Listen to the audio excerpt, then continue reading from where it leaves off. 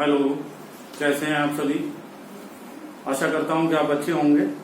और पहला वीडियो हमारा बजट के ऊपर था, सब लोगों ने देखा और काफी लोगों ने अच्छा भी लाइक किया है, मतलब अच्छे लाइक्स आए, कमेंट भी ठीक आया। और दूसरा यह है कि उस दिन आप देख रहे थे बोर्ड छोटा था, आज मैंने प्रयास किया है कि थोड़ा बोर्ड बड़ा हो गया है। और चूंकि इसको मैं अपने ऑफिस से निकाल के लाया था, बोर्ड को व्यवस्था की आप लोगों की वजह से, ठीक है, क्योंकि वो बोर्ड छोटा था इसलिए व्यवस्था नहीं हो पा रही थी। और आज का हमारा टॉपिक है बीओपी, बैलेंस ऑफ पेमेंट। तो बैलेंस ऑफ पेमेंट से क्या मतलब है, हिंदी में कहते हैं इसको भुगतान संतुलन। भुगतान संतुलन का क्या अभिप्राय है कि ऑल जो ट्रांजेक्शन होता है rest of the world countries, देश के दुनिया के सारे देशों के साथ जो भी हमारा आर्थिक लेन देन होता है वो सब किसमें आता है, भुगतान संतुलन में आता है। तो भुगतान संतुलन की जब बात करेंगे तो दो चीजें बहुत ध्यान से देखने की बात है, एक विजिबल आइटम होता है और एक नॉन विजिबल आइटम होता है। तो विजिबल आइटम में क्या आएगा और नॉन विजिबल आइटम में क्या आएगा। सबसे पहले we are talking about the visible item, मतलब दृश्य मद। दृश्य मद में क्या, एक साधारण सी भाषा में आप ऐसे समझ सकते हो कि वस्तु अकाउंट होता है, मतलब गुड्स अकाउंट की बात करते हैं। मतलब वस्तुओं का लेन देन जो होता है, एक देश को वस्तु का एक्सपोर्ट और दूसरे देश से उस वस्तु का इंपोर्ट, केवल वो विजिबल अकाउंट्स में आता है। दूसरी बात आती है इनविजिबल अकाउंट्स। इनविजिबल अकाउंट से बात आती है तो अदृश्य जो मतलब मदें होती हैं उसको हम कहते हैं इनविजिबल अकाउंट्स, मतलब सर्विसेज अकाउंट की बात करते हैं। सेवा खाता मतलब हिंदी में ये कहेंगे। तो जो बीमा है, बीमा क्षेत्र का मामला है, बैंकिंग क्षेत्र का मामला है, बीमा की कंपनियां हैं, ये सब किस में आ रहा है, ये हमारा सब सेवा क्षेत्र में आता है। एम्बेसीज में लोग काम करते हैं, वहाँ हिंदुस्तान के लोग डॉक्टर्स हैं, इंजीनियर्स हैं जो फॉरेन जाते हैं, अमेरिका जा रहा है, कोई यूके जा रहा है, कोई है ना कि कोई जर्मनी जा रहा है, कोई जापान जा रहा है। तो वहाँ यहाँ हमारे यहाँ के लोग वहां जाएंगे और वहां से इनकम हमें यहाँ भेजेंगे। कुल मिला के यह है कि हमारे यहाँ इनकम आएगी भी और यहाँ से इनकम जाएगी, मतलब रिसीव भी होगा और पेमेंट भी होगा, मतलब भुगतान भी करना पड़ेगा और प्राप्ति भी करनी पड़ेगी। तो हम जब भुगतान संतुलन की बात करेंगे तो इसमें तीन मतलब अकाउंट्स की बात करते हैं। बेसिकली आप ये देखें, बोर्ड की तरफ देखिए आप लोग, तो बीओपी में तीन अकाउंट होता है।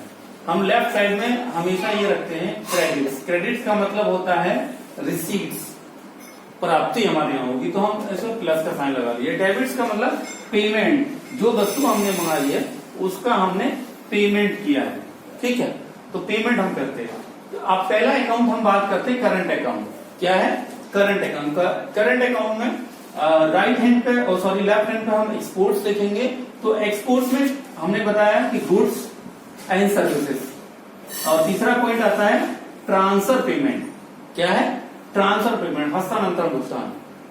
कई सारे तरीके के एड्स हो सकता है, गिफ्ट्स हो सकता है। ट्रांसफर पेमेंट दो तरीके का होता है, मतलब एक प्राइवेट होता है और एक गवर्नमेंट होता है, जो सरकार के द्वारा बिना किसी इच्छा के हमें प्राप्त होता है, उसको गवर्नमेंट कहते हैं। और इसको जब इंटरनेशनल परिदृश्य में देखेंगे तो कोई कंट्री, जैसे आजकल हमारे यहाँ कोरोना वायरस चल रहा है या अदर कंट्रीज में चल रहा है, rest of the world countries का प्रॉब्लम हो गया कोरोना वायरस को लेकर के, तो कोई कंट्री किसी के लिए मतलब उसमें एड्स दे देता है, मतलब उसको सहायता दे देता है। तो सहायता दे, इसका मतलब ये हुआ कि उसको वो कंट्री उसके यहाँ से क्या होगा, रिसीव होगा, ठीक है, रिसीव होगा तो यहाँ आ जाएगा। और अगर हम किसी कंट्री को दे रहे हैं तो यहाँ क्या होगा, जैसे हमने एक मलेरिया का मेडिसिन दिया था, किसके लिए, अमेरिका के लिए दिया है, अमेरिका के साथ साथ कई कंट्रीज के लिए दिया है, तो उसका वो यहाँ से चला जा रहा है। मतलब अगर ये नहीं होता, उसकी जगह अगर कोई उपहार हम दे देते हैं, एड्स दे देते हैं, जो हम उसके बदले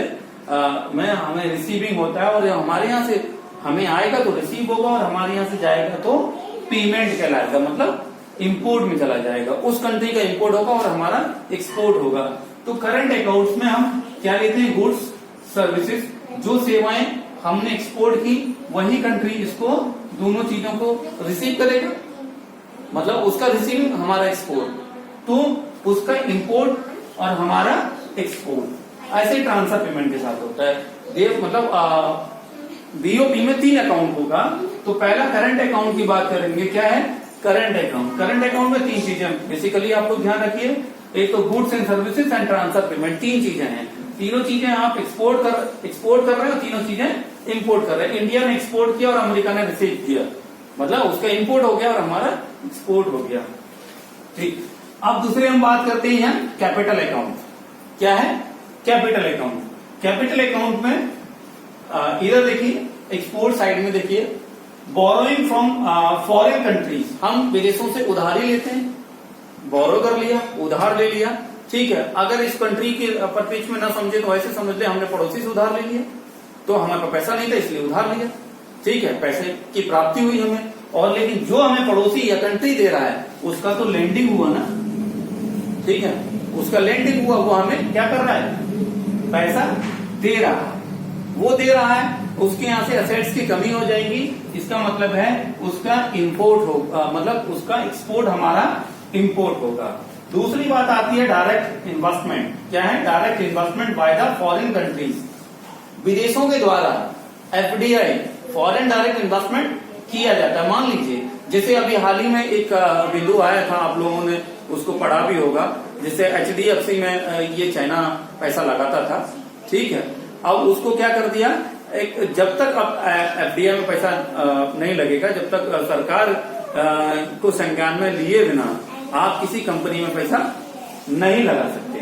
ठीक है ना, तो इसीलिए वो पॉलिसी बनाई गई है उसके लिए।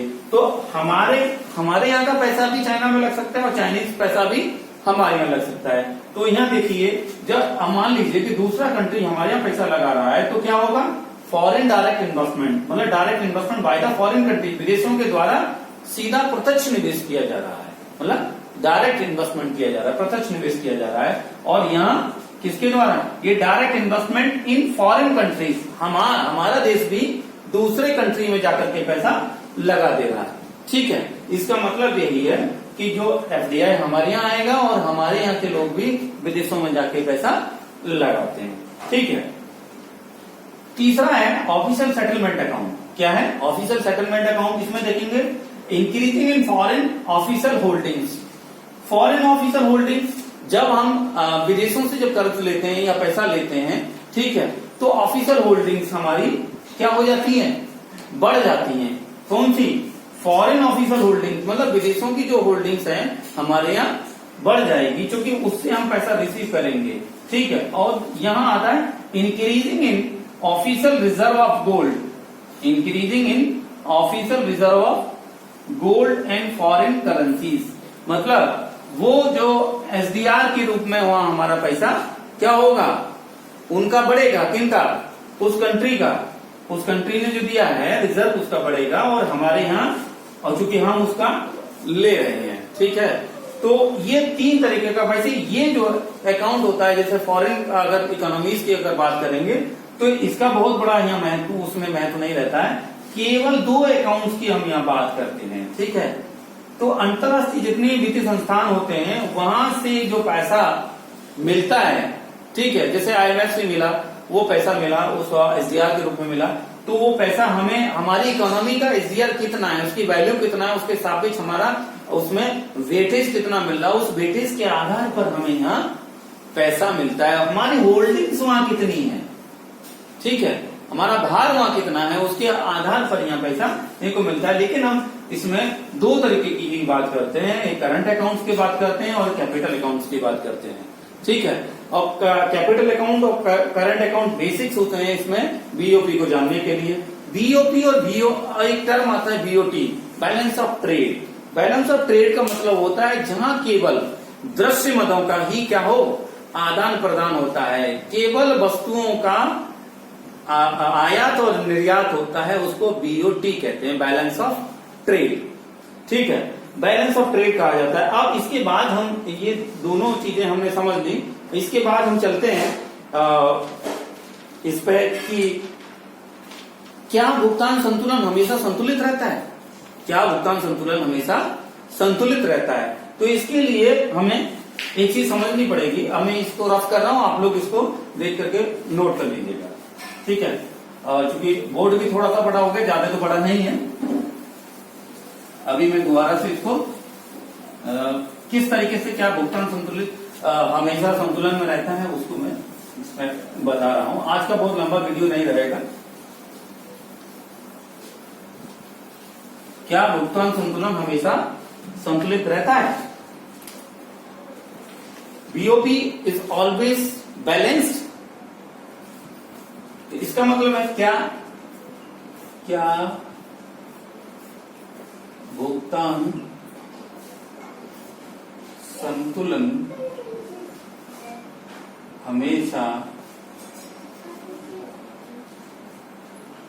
संतुलन में रहता है? एक बड़ा सवाल है, ये कैसे हमेशा संतुलन में रहेगा? ये सीधी सी बात कही जाती है कि भुगतान संतुलन हमेशा संतुलित रहता है, और है कैसे रहता है ये हमें समझना है। तो यहां देखेंगे बी का मतलब है बैलेंस ऑफ पेमेंट से है, ठीक है, बैलेंस ऑफ पेमेंट से है बी का मतलब। B is equal to R F minus क्या है, पी एफ, ठीक है। इसका मतलब क्या है, receipts from the foreign. R F का मतलब क्या है, R F receipts from foreign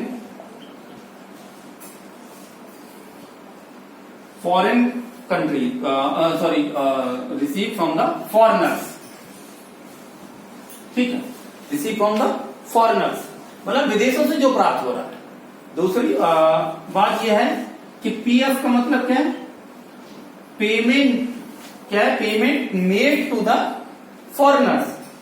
जो पेमेंट हम कर रहे हैं, payment made to the foreigners.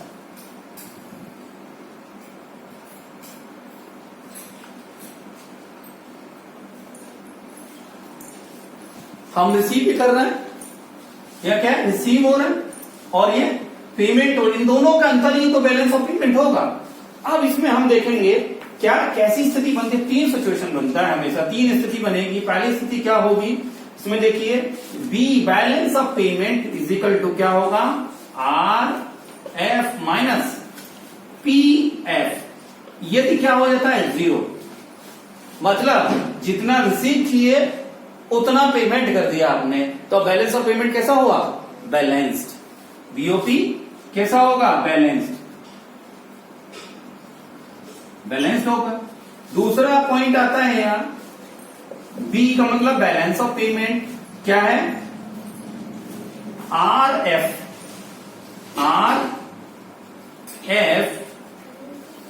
Minus P F is greater than zero.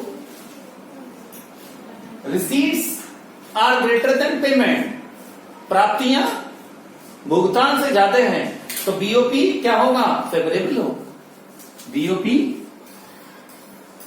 Is positive, favourable, ठीक है। थर्ड पॉइंट यहां रहता है क्या, तीसरा बिंदु है यहां, balance of payment is equal to R F minus P F less than zero. Less than zero इसका मतलब है BOP in deficit, deficit in BOP बोल सकते हैं, डेफिसिट इन बीओपी। बीओपी में क्या है, घाटा है, ठीक है, बीओपी में घाटा। अब तीनों चीजों को आप नोट कर लीजिए, तीन स्थिति बनती है। पहला स्थिति क्या था कि बैलेंस कब होगा, जिसकी ये बात कर रहा है, क्या भुगतान संतुलन हमेशा संतुलित रहता है, ऐसा कहा जाना कब संभव होगा, कौन सी स्थिति बनेगी, इस टाइम, ठीक है। पहला वाले पॉइंट की बात कर रहा है कि BOP is equal to R F minus P F is equal to zero होगा, तो हम कह सकते हैं कि भुगतान संतुलन हमेशा संतुलन में रहता है, ठीक है। दूसरा पॉइंट क्लियर हो गया, बीओपी क्या, R F is greater then P F, greater than zero, मतलब इन दोनों की वैल्यू मिलाकर के जीरो से ज्यादा होगा तो पॉजिटिव होगा, मतलब फेवरेबल होगा। और यहां देख लेते हैं, यहां क्या होगा, बीओपी डेफिसिट में आ जाएगा, क्या होगा, घाटा होगा, बैलेंस ऑफ पेमेंट में घाटा होगा। अब हम बात कर लेते हैं कि क्या, कि डिसइक्विलिब्रियम का कॉजेस क्या होगा। कॉजेज ऑफ द डिसइक्विलिब्रियम मतलब असंतुलन के इसमें कारण क्या होंगे। अगर हमारा भुगतान संतुलन में है, देखिए ये चीज भी स्थिति ठीक नहीं होगी और ये चीज भी, ये वाली स्थिति भी ठीक नहीं होगी। ठीक है, कहने को ये वाली भी स्थिति ठीक नहीं होगी। कहने का मतलब ये है कि जब तक जो हमारे कंट्रीज, डेवलपिंग कंट्रीज होते हैं, विकासशील जो देश होते हैं, उसमें बीओपी डेफिसिट में रहना चाहिए, डेफिसिट में रहना चाहिए, क्योंकि वह निवेश होगा, निवेश की आवश्यकता है। वो वैसे ही अभी पूर्ण तरीके से विकसित कंट्री नहीं है और विकसित नहीं है, इसीलिए निवेश की आवश्यकता है और जब डेफिसिट होगा तभी वहां इन्वेस्टमेंट होगा। बाहर की कंपनियां आएंगी, वहां निवेश करेंगी, अपना यूनिट्स को सेटअप किया जाएगा, तब वहां से चेंजेस आना शुरू होंगे। अभी हम मतलब कॉजेज ऑफ डिसइक्विलिब्रियम का क्या है ये और जान लीजिए। Causes of disequilibrium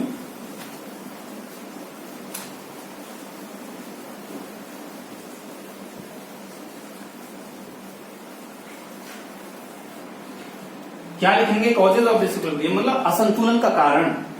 causes of disequilibrium,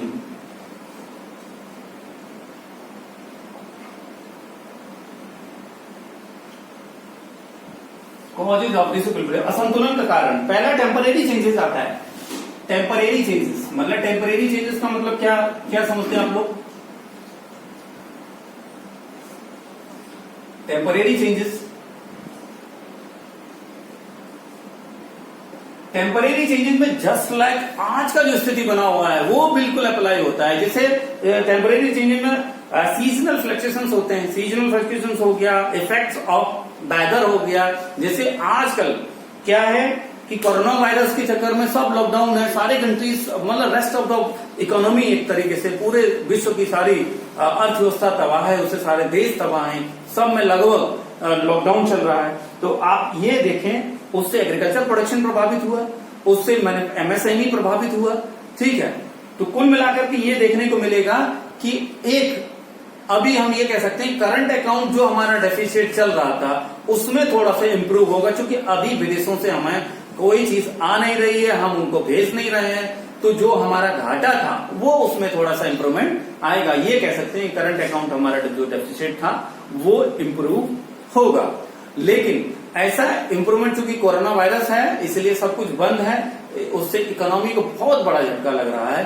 ठीक है, क्योंकि हो सकता है जैसे आज उस पर आप लोगों ने न्यूज पेपर भी पढ़ा होगा, फिंच जो रेटिंग एजेंसी है उसने एक आगाह भी किया है हिंदुस्तान के लिए कि यहाँ का जो इकोनॉमिक ग्रोथ है, जो जीडीपी ग्रोथ रेट है वो माइनस 0.1 और -0.2 तक जा सकता है सितंबर और अगस्त का, अगर जीडीपी रेट ग्रोथ रेट आएगा निकल करके।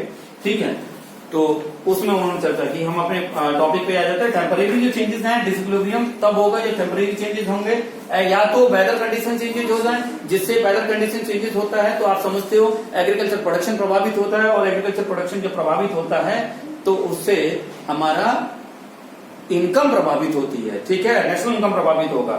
ठीक, दूसरी बात आती है यहाँ, और ये इसी को, ये जो चेंजेस आता है जैसे कोरोना वायरस का चेंजेस है, कोरोना वायरस के कारण इकोनॉमी में जो फ्लक्चुएशन आ रहा है, चेंजेस आ रहा है, इसका मतलब सिर्फ इतना सा है, ये शॉर्ट टर्म चेंजेस है। ठीक है, ये इफेक्ट कैसा होगा? शॉर्ट टर्म होगा। ठीक है, दूसरा पॉइंट हम बात करते हैं फंडामेंटल्स। क्या होता है fundamental changes, fundamental disequilibrium in economy.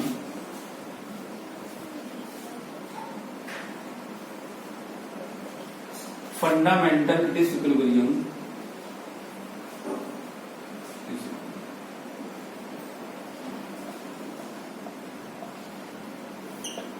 Fundamental disequilibrium. तीसरा पॉइंट आता है यहां change in national income. Change in national income क्या है? National income. अगर राष्ट्र की आय में कुछ चेंज हो जाता है, परिवर्तन आता है, उससे बैलेंस ऑफ पेमेंट हमारा प्रभावित होता है। अगर ये समझ लीजिए राष्ट्र की आय अगर बढ़ जाती है, हमारा एनआई अगर बढ़ जाता है, नेशनल इनकम यदि बढ़ जाता है, हम ये मान लेते हैं कि एनआई इंक्रीज होगा। जब एनआई इंक्रीज होगा इसका मतलब है एनआई इंक्रीज हो रहा है, इससे क्या होगा कि पब्लिक डिमांड ज्यादा करेगी। ठीक, डिमांड राइज होगा, और डिमांड जब राइज होगा, जब लोग डिमांड बढ़ाएंगे, इसका मतलब है कि कंट्री को इंपोर्ट करना पड़ेगा। क्या है, हमारे देश के लिए क्या करना पड़ेगा, इंपोर्ट करना पड़ेगा। इंपोर्ट हमारा बढ़ गया, जब इंपोर्ट हमारा बढ़ जाएगा तो आउटफ्लो ऑफ क्या होगा, आउटफ्लो ऑफ कैपिटल होगा, हमें वहां कैपिटल ज्यादा पेड करना पड़ेगा। ठीक है, इसे कहेंगे आउटफ्लो ऑफ कैपिटल।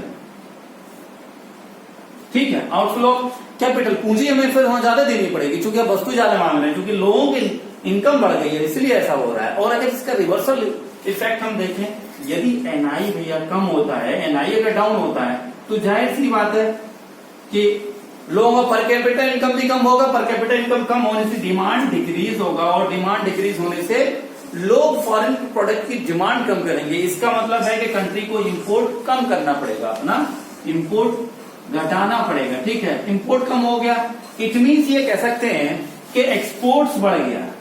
इंपोर्ट कम हुआ, इसका मतलब एक्सपोर्ट बढ़ गया। एक्सपोर्ट बढ़ा तो हम ये कहेंगे इनफ्लो ऑफ कैपिटल होगा, इनफ्लो ऑफ कैपिटल होगा, पूंजी पूंजी का आगमन होगा हमारे यहाँ। पहले हमारे यहाँ से पूंजी जा रहा था, अब हमारे यहाँ पूंजी आ रहा है। उससे डर यह भी है कि इन्फ्लेशन टेक्स प्लेस, इन्फ्लेशन भी हो सकता है। चौथा पॉइंट भी इसमें यही है कि इन्फ्लेशन हो सकता है। अभी मैं यहाँ 4 पॉइंट लिख देता हूं।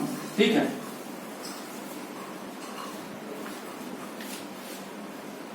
वो किसके कारण होगा, 4th वाला पॉइंट है, चौथा बिंदु है प्राइस चेंजेस।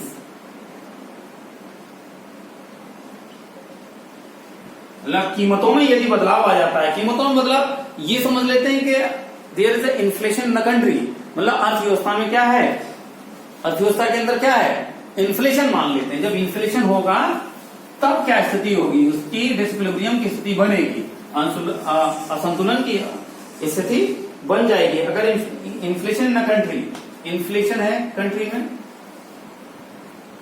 इन्फ्लेशन है, इसका मतलब, इन्फ्लेशन का मतलब है कि लोगों के पास पैसा है तो, ठीक है, और जब पैसा है इट मीन्स ये है, इन्फ्लेशन है, पैसा है, प्राइसेस बढ़ रहा है, प्राइसेस यदि बढ़ जाए, ठीक है, प्राइसेस बढ़ गया, किसका है, export prices, prices of export अगर बढ़ा देते हैं, बढ़ जा रहा है, ठीक है, बढ़ जा रहा है, प्राइसेस बढ़ गया, प्राइसेस के बढ़ जाने से होगा ये कि प्राइस बढ़ जा रहा है, चूंकि इसलिए बढ़ रहा है कि इन्फ्लेशन है, लोगों का पैसा है, ठीक है, और प्राइस बढ़ जा रहा है। प्राइस के बढ़ जाने से हम देखेंगे कि जो हमारे यहां से एक्सपोर्ट बढ़ रहा है, मतलब एक्सपोर्ट ज्यादा हो रहा है, ठीक है, तो यहां होगा उसके लिए सॉरी वही है कि डिमांड उसका राइज होगा, ठीक है, और डिमांड के राइज होने से, या आप इसको ऐसे समझ लीजिए, जब एक्सपोर्ट इसके प्रोडक्ट की जब प्राइस बढ़ जा रही है, ठीक है, इट मीन्स ये भी देखेंगे कि वहां डिमांड बढ़ेगा, क्या बढ़ेगा, किसका, डिमांड ऑफ इंपोर्ट बढ़ जाएगा, कि लोगों के पास पैसा है, तो यहां कह सकते हैं कि डिमांड ऑफ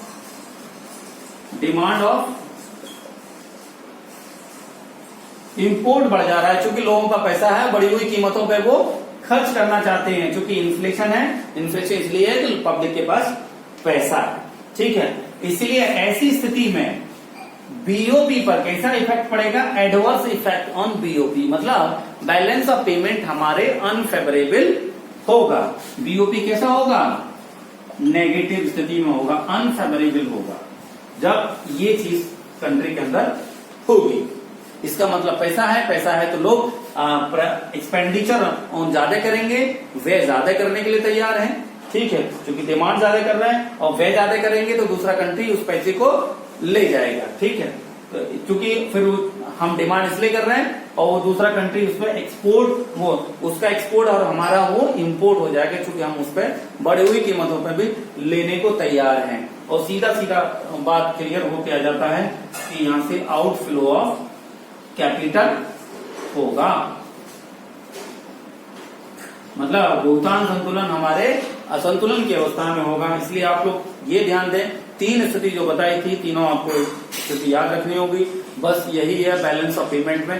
कल आगे मैं इसमें लेक्चर मेरा रहेगा कि बीओपी पर अवमूल्यन का क्या इफेक्ट पड़ता है। अवमूल्यन है डंपिंग और डिवोल्यूशन, दोनों चीजें हम यहाँ देखने को मिलेगी। मैं इसको वीडियो को या तो कल मॉर्निंग में या आज रात में आपको अवेलेबल हो पाएगा।